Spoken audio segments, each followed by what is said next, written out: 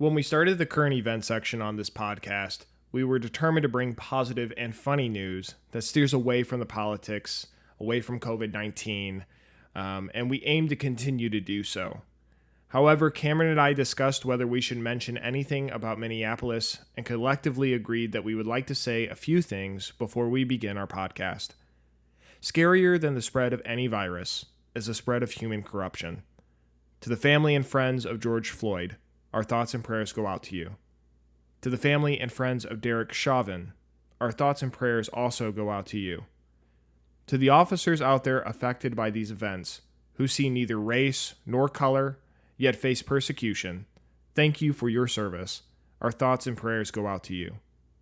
When asked what the greatest commandment was, Jesus responded, love God, love people.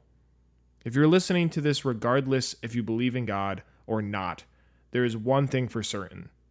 As a people, we need to be different and do different.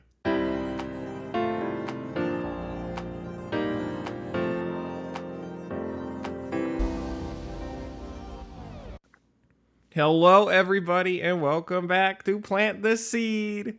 Or welcome to Plant the Seed if this is your first time. I don't know, but in either case, nice to see you or hear you or have you listen to us. Yeah, sure. Hi, Cameron. What's up? How are you? I'm decent. Just had my last day of high school. Kind of bittersweet, but also mostly sweet because I'm done. Thank God. Did you get your free donuts? I did not get free donuts. Oh my word. I saw some photos of like how long the lines were for those. Oh my goodness. It's not even worth it at that point. Who was giving out free donuts? I think it was it Krispy Kreme or Dunkin' Donuts? I don't remember who. I'd have to relook it up. But there was like a donut company and they were giving like anybody who was going to graduate this year like a box of donuts. I was really upset. I kind of wanted a donut too, but oh well. I could go for some free donuts. I don't know how long the event lasts. Like, I don't know if it's still happening, but so how was your graduation or did you guys do anything kind of like COVID friendly for that? Yeah, I think our graduation's going to be, it was supposed to be on June 5th, but that probably won't happen. It'll probably be like towards the end of June.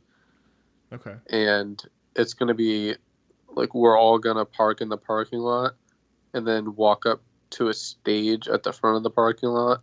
Mm. And then that we'll do it one at a time, like in a normal graduation, and then get back in our cars and then call up the next person. I wonder how long of a ceremony that will be because they have to walk from their car to a stage, back to the car. Yeah, it'll probably take a while. That should be cool. And you've got the unfortunate side that like your last name has an S, so like you're last in line, bud. You're way down. Yeah, I am one of the last. We can just bring some popcorn, eat it in the car. Definitely will. Just put some AirPods in and just sit back and relax for a bit. Oh goodness. Can you imagine having to be like somebody who has to give a speech at those things on these like that would suck. Booming speakers? Just look out your window and go, what? Huh? Speak up a little. Oh goodness. So are you planning on having like a graduation party or are you doing anything like online or stuff like that? I think I might do like a Facebook thing.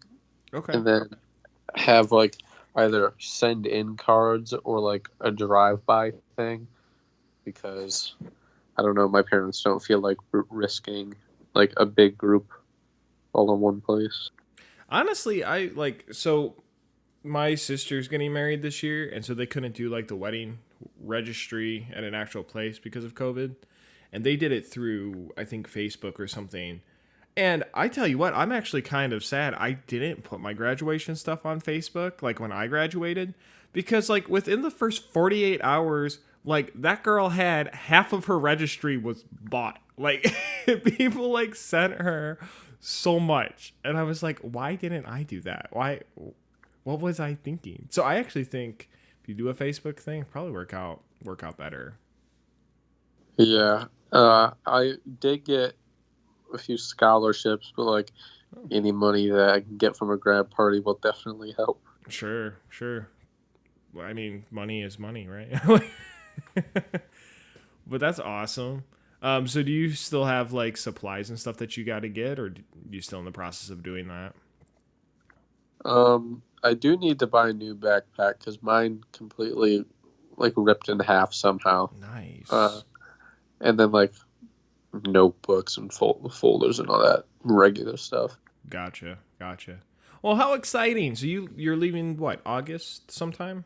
August 13th at like 5 o'clock in the morning Oof. because it's like a 13-hour drive. Oh. Well, have fun. I'm sure you won't even feel it. You'll probably be so excited that like Oh yeah, it won't matter. Ben Barry asked a while ago because he's also going to the same college and we're actually rooming together. Uh-huh. He asked if he could ride with my family to go, so that should be fun. That's awesome. Yeah. At least we'll break up some of that time. Oh yeah, Oh, he's goodness. quite the character. He is like the funniest person I know. Awesome. So let's go ahead and like pull right into our first segment here, our quiz question answer reveal, which I don't believe. I think they're lying to me. But do you want to go ahead and reveal our quiz question? Yeah, it's a hard one to believe, but it says that okay, a chef's hat, also known as a toque, however you pronounce it, Sounds good to is me. traditionally made with how many pleats? Hint: the number of pleats also represents the same number of ways that you can supposedly, apparently, I'm not sure if it's true, make eggs this many ways. The answer is 100. There are 100 pleats, and there's about 100 ways to make eggs. I only knew of like 4. Yeah, I think on the last podcast we had named 4 or 5. I don't even know, like 100 ways. Like, is soft boiled and hard boiled like two different ways? Do they just start adding like something in front of boiled, and then that's an egg? Like, does green eggs and ham, like, does that count as one way to cook that egg? Semi-soft. Sort of hard. Kind of bluish greenish egg. Century old egg, does that count? That's probably one. That's probably one we missed. Definitely. I want to eat it. It looks gross. And then like on top of that, okay, like this 100 ways you can cook an egg. Does it depend on like what kind of egg it is?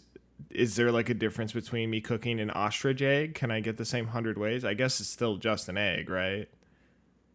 Yeah, I don't even know. It's like, I think it's just like the different meals you can make with it. Ooh, maybe. I don't know. I want to know. Like, is there a book out there for 100 different ways to cook an egg? You see, that's what I'm getting you for your graduation. That's your graduation gift from me. You're getting money from people, maybe a computer, maybe a backpack now, but from Nathan, you're going to get 100 ways you can cook an egg. If I can find it. It'll definitely help. So I'll just make everything out of eggs. Learning how to cook. If we can find that book and I'm able to pick it up for you, I want you to cook one egg a day in all of the 100 ways you can cook an egg, and we'll just put it on the podcast. Like, how was your egg cooking for this week? What was your favorite? Yes. An entire segment where we check in on the 100 ways that Cameron's cooking an egg with his roommates. By the end of the first semester, I will have done all of them. Yep. Hopefully. And then we can do 100 ways to cook ramen after that. Yes, I've actually never had ramen. Well, get ready, boy. You're about to. Yeah, I'm about to have it every day. I used to. So one of my old suite mates in college, like he used to buy soup, and so much soup, like cans of soup, soups and a bowls type of soups, all kinds of soups. And I got hungry one day. Just like, dude, I'm so hungry, and the cafeteria is closed. He's like, I got you. He gave me these things. They're like hot and spicy, like ramen in a bowl. You can find them at like basically any grocery store. And I'm too college student to afford real food aisle. And so I had it and I ate it. And was it good? No. But I still eat it today because I don't know why. It's not good. It's not tasty, but I still eat it. Yeah, it's like they say the freshman 15. I don't know if I'm going to be able to gain 15 pounds if I can't afford food. It's actually losing 15. That's what. Yeah, I'm going to lose about 50 pounds. It was just malnutrition. Yeah, it was tough. Have you seen like the cafeterias and stuff at like where you're going to college? Do they serve good food? Yeah, I've ate in the cafeteria, and it's like home cooked type stuff. Ooh. And yeah, it's pretty good. The chef lady is nice, and she's cool. Nice. We used to we had a few different places at the college I went to where you could get food, and eventually it all started to taste the same. So like we had we had a bagel place on campus that actually took our meal plan, and that became like my go-to place for like a lot of my meals because at least it was something different. But yeah, I don't think we have any there's no places on campus. I'm not sure if places around the city accept stuff. I'm sure. Gotcha. That'd be cool. All right, so I'm reading our outline right now, and I'm looking at our current event for today. And do you want to give an explanation? Okay, so I was just as surprised to see this as everyone else, and it's actually really funny. It says in India, I think it was actually yesterday or 2 days ago, in India, a couple monkeys were in a lab, and they attacked the lab assistant and ran away with some vials of blood.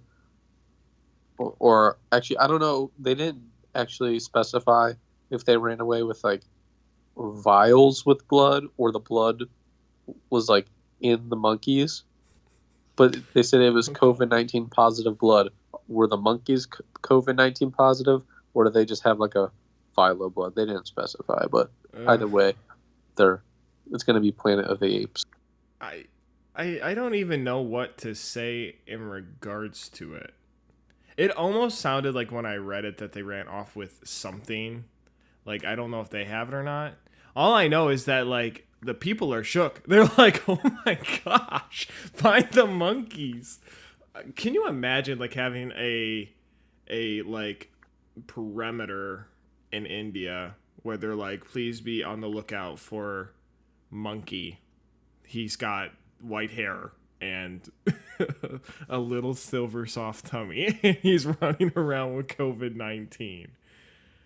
Oh, no. Yeah, wanted poster, just a little monkey. How? That's my biggest question. How? Like, how do you get mugged by a monkey? And I saw the picture. The monkeys are like, they're very small. They're like the size of a toddler. They're really cute. Not gonna lie, they're adorable. Yeah. I mean, bad monkeys, of course, but they're so cute. Maybe that's how they got out. Maybe they're so adorable that like whoever was in the lab working with them was like, I could let them out for a walk. Yeah, big mistake. I don't like. Do you think the monkey knew? Do you think the monkey knows that it's COVID-19 positive and was like? No, I don't think the monkey knows what COVID-19 is or cares. Some smart monkeys, bro. Planet of the Apes, dude. Nah, he totally knows, and it's actually a complete takeover. We're gonna see him on the news. He's gonna be like standing outside a building. I'll cough. I don't know. Like somehow he learned. He's gonna start talking. Yeah. Somehow he learned to talk too. It was a good apes lab. start talking, I mean, uh, I've seen like parrots talk, and it's like it's kind of scary because sometimes I'm like, there's no way that they memorized a human saying that. They're definitely that's of their own free will. These animals are talking, so like, oh, and like I've heard like dogs, like they've barked or whined in such a tone that it sounds like they're speaking. Like, Yes. like the animals are getting too smart. We must do something. They're brilliant. I don't know. I can't even imagine seeing like a monkey on the news just standing there like, I'll cough. I'll do it. Like, don't make me not, because I will. So, I mean, do you think they're going to have to put a little mask on them? That'd be so cute. Honestly, I'm scared that they're gonna kill the monkeys. Oh, They yeah. might. If we've learned anything from Harambe, it doesn't end well for bad monkeys. Or monkeys in general. Like, they don't even have to be a bad monkey. Yeah, Oh, I'm like, gosh. because I mean, apes are fairly intelligent and strong animals, so I mean, they are dangerous if they think you want to harm them. Mm. So, uh, if they try to take this stuff from the monkeys and the monkeys fight back, I mean, you got to do something. I mean, I'm not gonna lie. Like, I feel like I would have been the kid. Like, had my parents not been watching, I would have jumped over the fence to hang out with the monkeys. Or like this monkey running around with COVID-19 blood. I would look at that monkey and be like, oh, I know that at any moment you could get me sick, but you're just so cute. And I would like take it in, and I would feed Yeah, him. I'm not like one of those millennials that's like, oh, I don't care what happens. Whatever happens, happens. I don't care if I get the virus. But on the other hand, I also don't care if I get the virus because I am like 99.9% of people are going to be strong enough to live through it. You don't have a like fatal illness and you're not 75 years or older. So, I mean, you're not going to die from it. I don't know, Probably won't. man. Some people don't even have any symptoms at all. I've been seeing some things about these other kiddos. I don't know. In all reality, I just don't want to be sick. I don't care what Yeah. it is. Like, I just don't want it. I like It, feeling good. I like going outside and, you know. yeah, and I haven't been sick in so long. Like, I have a dog and I'm allergic to animal hair. Hmm. So like I get allergies, but I've never so much as had a cold in like 10 years. Mm, I, yeah. I guess I'm immune to illness. Careful what you say. Better I knock on like some I'll destroy. wood. Oh goodness.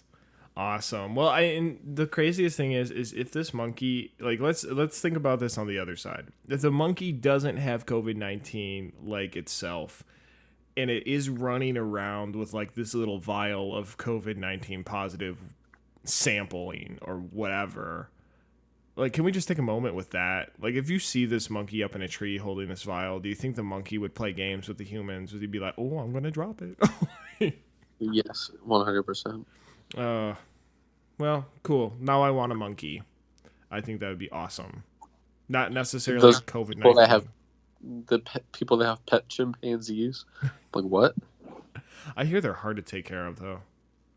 Yeah, they're like actual humans, but even more uh high maintenance. There you go. I don't know how high maintenance they are if they're throwing their feces at people though. Um, who knows? Who knows? If you come to my house, you see poop on the wall, just confirmed Nathan's got a monkey. Or the teens have gone really wild. I don't know yet. Oh, Yes, good. things have gone wrong. All right. So with that, let's go ahead and get ready to transition into our segment 2 here. I did, so on a side note, I did try to find a current event for Florida as well. There was nothing as interesting as monkeys attacking lab assistants and running off with COVID-19 samplings. I did find like either a naked dude who was looting or like going rambunctious at a school, or a dude who was drop kicking chickens like footballs.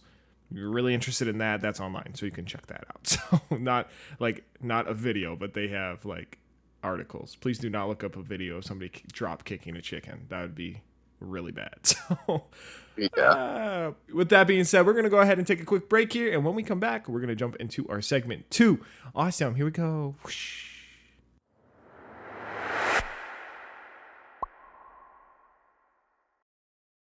Hello and welcome back, and actually back this time, not like the first time where I was like, welcome back, but it might be your first time, blah, blah, blah. But yeah, welcome back to Plant the Seed. We're going to jump right into it, into our segment 2 summary here. So our story today comes from Numbers chapter 16.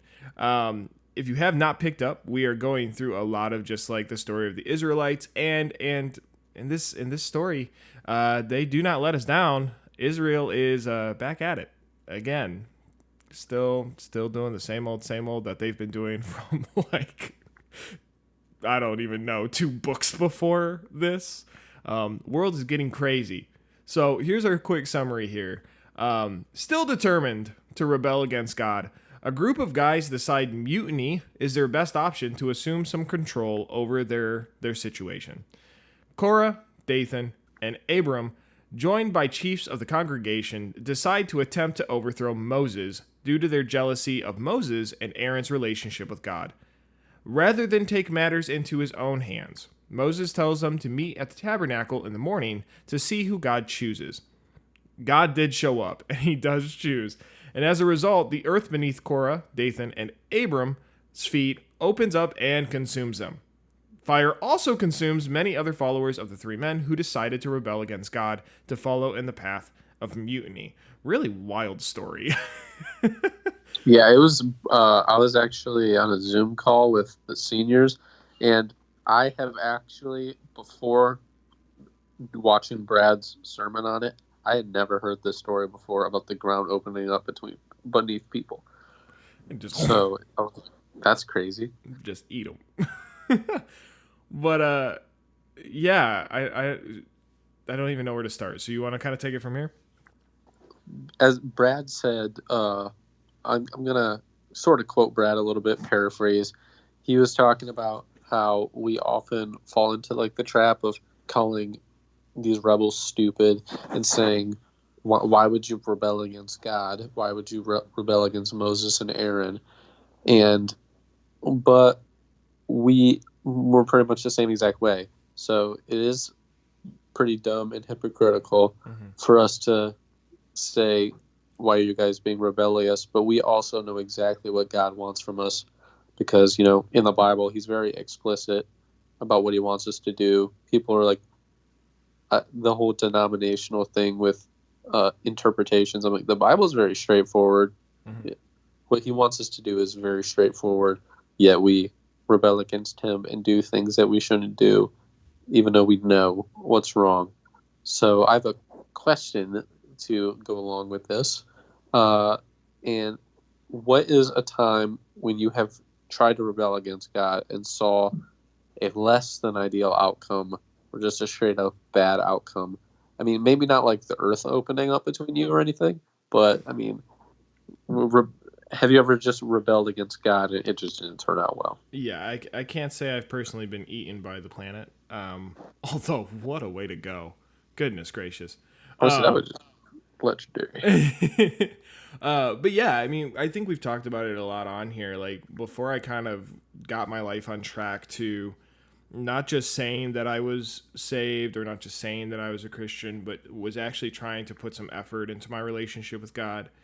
A lot of the things that I was doing to, I guess, rebel against God was rebelling against that idea of loving God and loving others.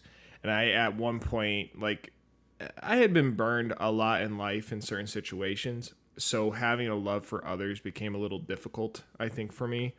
But when I started to not love people, the outcome was me losing a lot of friends. It like kind of made a really bad name for myself for a really long time. Like, ended up just kind of having to have a big reset button. So yeah, the earth didn't necessarily open up and consume me, but I think that like my outcome did end up becoming like losing a lot of people over time. But how about yourself? Have you been consumed by planet Earth?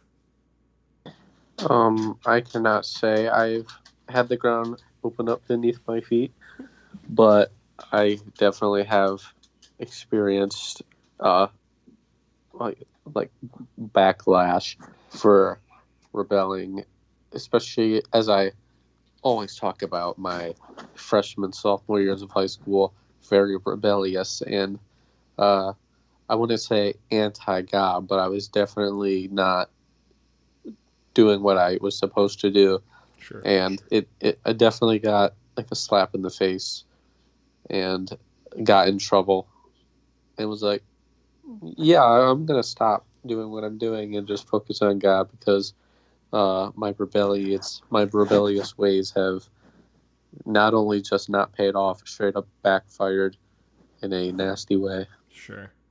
Yeah, I think I relate to Korah, Dathan, and Abram. Like you had said, like Brad had mentioned that a lot of times we criticize them for like starting to try to mutiny or just rebel in general.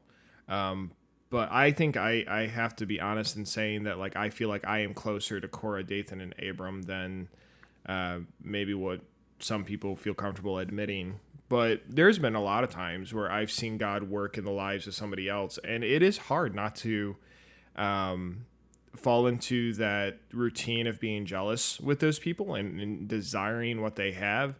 And granted, maybe I don't want to mutiny, but I think that there's definitely places of everybody's lives where they compare themselves to somebody else and they say, I want that and I'm going to do whatever it takes to get it. And it becomes more so like acts of selfishness than acts of like humility of like how can I learn to become closer to God. Their interest was how do I overthrow this guy so that I can have what they have. Yeah, and Brad brought up this really good point that because Moses and Aaron represented God to them, because obviously they were really mad at God. They weren't necessarily mad at Moses and Aaron, Sure. but they were like the representation of God to them, and they were really jealous of the relationship. And they asked, do you think that you're closer to God than we are? And this jealousy takes over, and so they blame Moses and Aaron for all the problems, especially being punished by God for having to walk around for 40 years and then die because they refused to go in because they were scared to go into the promised land. So they were punished because they refused to go in the promised land, and then they just completely blame everybody else, even though they know they're wrong. So have you ever like been self-aware and realized that you did something wrong, but or something went wrong for you and you blamed it on other people or God? I think yes and yes to both. Like I feel like I definitely went to a point in life where I did blame God for a lot of the things that I was going through. And I think it's kind of like one of two things. There's been times where I've been mad at God and faced punishments where I didn't necessarily, I think, fully grasp or understand at certain ages or stages in life that the outcome I was facing was because of what I had done. So there were times where I was getting mad at God because I felt, oh, it must be because he's doing something to me, not necessarily I'm facing consequences for something that I had done before. But in terms of like blaming other people where I knew that it was my fault, yeah, absolutely. I mean, it's called blame shifting. I think like anybody in life at some point in life can say that that's happened. I feel like I've done that with like my cousins at some point. I can't think of a specific time, but I'm pretty sure that like if you ask my cousins, like when's a time where Nathan shifted blame on you and got away with something, I'm sure they could give you like 20 stories. Oh, yeah, for sure. Like me with my siblings, because I have three brothers, we would get into a fight and I would like punch my little brother in the face, and then my parents would be like, why did you do that? So I would get in trouble. I would get caught beating up my little brother, and then I would say, "Well, he made me do it. He made me angry." So I shifted the blame on him, and yes, he did make me angry, but that is no excuse to pummel his face into the ground. Why did you punch him? I didn't. It was the door. Like, It was I didn't punch him. He walked into my. clearly his fault. Oh, no, I mean, like, I think the other side of that, though, too, is if you, I think, not just getting caught with something, if you know you've done something wrong or realize that and you know you're at fault, I think another thing that we as people tend to do is not necessarily shift blame, but just not take responsibility at all. Like, think that it's just going to kind of brush away and, like, disappear. I feel like if we know we're doing something wrong, I think the best thing to do at a minimum is to at least take that to God and apologize or repent of that. Not just for like, I think that helps ourselves. Like that puts us in a more humble place. I think it's a whole lot healthier than being like, no, my brother ran into my fist, but. Yeah, I realized at a middle school, early high school age that taking responsibility is just better, even if you get in trouble. Because like I got to a point where like I don't really care if I get in trouble. I'm not gonna just lie and say I didn't do something. Sure. I think the consequences a lot of times are a lot less so too if you own up to it rather than having to get caught and found out for it. It saves a ton of time as well because if you spend a ton of effort, and it takes effort to hide or like lie about something, it eventually comes out. And when it does, the consequences of all of that time wasted trying to hide something that ultimately could have been taken care of within, a lot faster had you just faced it early on. You have to stick with that. And, kind of moving on into like the next section here, I feel like a lot of times when we do something wrong, I don't think we realize, but it never just affects us as a person. It always affects somebody else, either directly or indirectly around us. In this story, you've got these three guys who rebel, and as a result of kind of their selfishness and their pride, almost 15,000 people or more end up dying. They're not necessarily consumed by the earth like Korah and the other guys were, but you got this whole group of people who were following him rather than following God because they thought that he was right, and because of him being so wrong and leading so many other people down the wrong path, he affected tons of other people. So I guess that kind of leads into a different type of question, but have you ever done something bad or wrong that ultimately caused people around you to be harmed, like emotionally, physically, or even spiritually as a result of what you did? Yes, definitely. I'd say, especially in my middle school years, like elementary, I would be very careless with other people and just do me and then not care if it hurt other people. And I can't remember like any specific examples, but I can definitely say like when I was a bit younger, I would always just do whatever I wanted, no matter who gets hurt, because I just wanted to do it. And that, it never ends well. Like, lose some friends and feel bad about, just hurting people. Sure. Yeah, I think like I've been in those places of being selfish and prideful.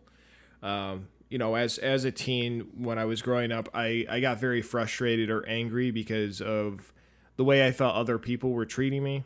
And rather than being the person that I wish I had for somebody else, so rather than encouraging somebody, I turned that into the opposite for a really long time, where if I knew somebody was if I felt like I was being attacked or whatever the case was, I would go into this defense mode where I would just kind of like, my goal was to put them down in order to lift myself up in a situation. And those situations never worked out. Like, I just drug people down with me. And the worst thing is that the people who were around me, like, I worked a lot with like junior church age kids and things. they do look up to older people. They look up to the adults or the teens that are around them. And if the actions that we're making as teenagers or adults or whatever the case is, people are watching all the time. And we do have an effect on other people's lives. So whether that's a kid or whether that's another teenager, like a peer, or, it might surprise a lot of kids or teenagers to know that they also play a big effect and role on adults' lives. There's a lot of adults who I think forget what it's like to be a teenager, or forget what it's like to have a little bit more of a childlike faith, who recognize and see what kids and teenagers do and can be impacted in a positive way through that, or a negative way too. So I think we have to consistently be careful that we're not dragging other people down with us, with our own selfishness and pride, because it happens. Yeah, I think it's like all too often we just do what we want to do, and even if we think we're doing the right thing, it can negatively affect other people, and like we can just be very destructive and harm other people without even knowing it. But what your actions can definitely affect other people, even if it doesn't harm them. It'll affect their perception of you, make them look at you differently, or just like affect a whole group of people or a community. Sure. It never ends well. And like I like what you said about like getting back at people. I used to be like super vengeful. Mm-hmm. Like if somebody crossed me, I would go like 10 times harder, which isn't the Christian thing to do. Sure. It made me feel better in the moment, and then later on I realized this is why everybody thinks I'm mean, because when somebody comes at me, I completely destroy them. Right. And I think that that's kind of where, and I don't know if we've really talked about it on the podcast. We close every podcast since at least episode 2 or 3 with that saying, be different, do different. And I think that that is so important for anything that we do in life, is that if we're going to have a positive change, like if we don't necessarily like people insulting us, insulting them back or doing something back isn't necessarily going to make a solution to a problem. It takes us being different and doing different as individuals and then collectively as a society to make that change happen. And I think that's applicable in any portion of life. If you're in business and something's not working, then you have to be different and you have to do different if you're going to get a different result. So it's same case here, Cora and these other guys who were trying to make a change, made a change with the mindset of I'm going to overthrow and I'm going to get power. Were they being different? Sure. Did they do different? Maybe. But it was not for the right reason. They did it with a selfish and prideful attitude and drug a whole bunch of people down with them. So we got to be really careful, I think, with our intentions in general. Yeah, I just think like people think that they're always doing the right thing, and that like fighting fire with fire is the good thing to do, but people aren't going to like join your side or like give up what they're doing that you think is evil just because you do the same thing to them that they do to you, like justifying, oh, they did this, so it's okay that I do that. No, because then you're just like them. You're just as bad as them, maybe even worse, because now you're a hypocrite as well. Sure. Yeah, and I mean, I'll skirt a line here, like, and we'll tread the line, but I think at the same time, if more people listen sooner to things that are happening, and reacted differently than people do oftentimes, and we as a people were collectively working together to make a positive change, we would have a whole lot less problems. There would be a whole lot less issues if we were, being different and doing different collectively as as a people. But I like what you put on the outline here, though, for this last point on here.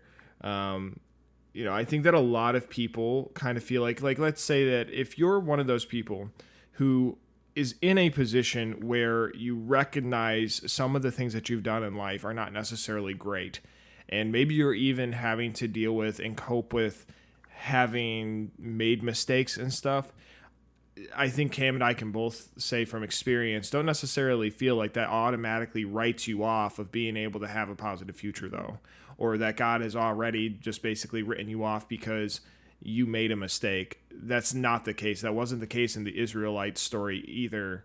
Cam, you had mentioned on here that God can unleash his wrath on us whenever he wants, but he's also gracious enough to give us the opportunity to correct ourselves and give up our rebellious ways. And, although, yes, this portion of the story, we see some of God's wrath where he does consume people by opening up the earth. He does take out a lot of people who were rebelling against him. And I think if you skip through the stories and get to this portion, people can go, oh, well, look at that. Like how could God do that? Don't forget that we are now 9 episodes into this podcast, and throughout 9 of these episodes, we've talked about, at least in a summarized version, of the Israelites' rebellion. And throughout every single one of those chapters, God has consistently showed love and given these people opportunities. So if you've made mistakes, if you've screwed up, a couple things. One, we all do. It happens. And 2, it doesn't mean that necessarily you've completely written yourself off of being able for God to use you. God still loves you. God still is willing to forgive you and use you. Don't necessarily feel like because you've made a few mistakes that you're hopeless, like there's nothing else that can happen. Yeah, it's like some people think that like they're too far gone, which you're never too far gone. There's only one unforgivable sin, and messing up is not one of them. Being stupid is not the unforgivable sin. So I think you'll be fine. Just repent and just change your ways. Be different, do different. That's why we say it, because it's like you're never going to see a change if you're just acting the same as you always have. Exactly. Awesome. Well, with that being said, I think that now is a perfect time to spin into your favorite section. Trivia. I love this one. I feel like I say that with like every trivia question that we have, where I'm just like, this is crazy. This one, I'm moving to Scotland. That's all I have to say. This is Yes. I don't even want it. How did they come up with this? Oh, I don't even know. So, the question is, what is the national animal of Scotland? And I have like a disclaimer. Many people, because the accent sounds similar, confuse Scotland with Ireland. The Irish national animal is a red deer, so it's not the Scottish animal. The Scottish animal is something way cooler, way better, and honestly, I didn't even know this was possible. I didn't know it was a thing that could happen, but it happened, and it's beautiful. I love it. So, what is Scotland's national animal? It is surprising. I thought it was already crazy. Like the youngest kid that was voted in as governor for that one town. I thought that was kind of nuts. I thought the whole chainsaw thing was kind of nuts. And I consistently, the more that we do this, I just, how in the world was this voted on? Was this animal voted on by like the people of Scotland, and they were like, yes, this is it. This is what we want. This is exactly what our area needs. This is our national animal. I'm not going to say anything more. I'm going to give it away by accident, but good luck guessing, everybody. We'll make sure to give you the answer to this one next week. And I think I may have to move to Scotland. They may be onto something here. If not just to get the accent, because they sound awesome. But so that I can call this animal my national animal. Awesome. It's so good.